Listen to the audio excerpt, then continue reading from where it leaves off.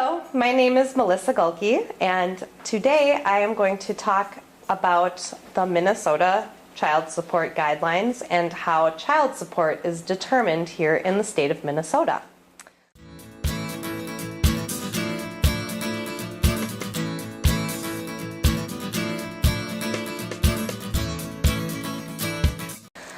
Now, child support specifically is designed to do just that. Provide support for children.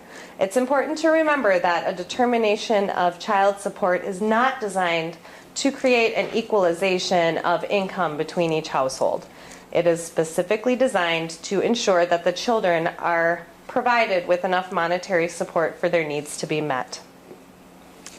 There are three distinct types of child support that are considered when child support is being determined. First of all, there's basic support, and that is going to be basic needs like food, shelter, clothing, education.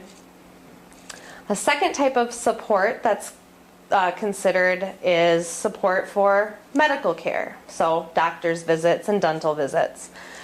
Third is going to be a consideration for expenses for work-related child care.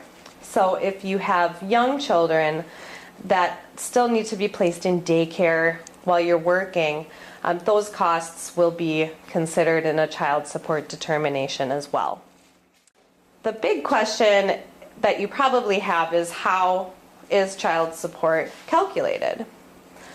In Minnesota, courts use and attorneys use what is known as the Minnesota Child Support Guidelines, and have the assistance of the Minnesota Child Support Calculator, which can be found on the Minnesota court website if you would like to kind of play around with it and see how it works. You can type in your own numbers there and maybe get a good idea, a good visual on how the calculator does work.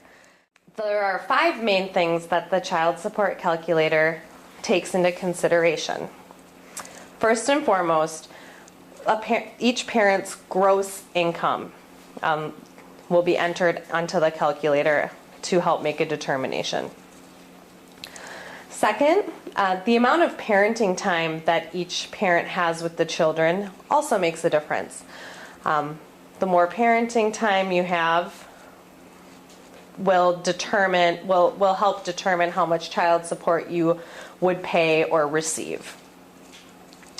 Third, the amount of medical care or special care a child needs, particularly in cases where there's a child with a special medical condition that requires additional medical care than a normal healthy child would require. That will be considered by the child support calculator as well. Fourth, it's not just the gross income that's considered with the child support calculator. The calculator will also consider each parent's income earning potential, particularly in cases where one parent is not working.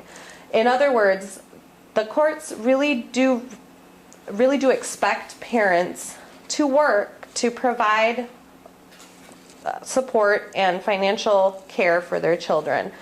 And if you're not working for what seems to be an elective reason, the courts may import some amount of income onto the calculator, essentially to encourage you as a parent to get a job to help support the child. However, if there's a matter of disability or some reason why one parent can't work, that's a different story. Fifth and finally, the guidelines also take into consideration particular cost of living increases each year to kind of adjust the child support guidelines for inflation purposes. If you have any additional questions about child support, or perhaps are considering, you have some other family law issues, feel free to contact our office, where one of our family law attorneys would be more than happy to talk with you.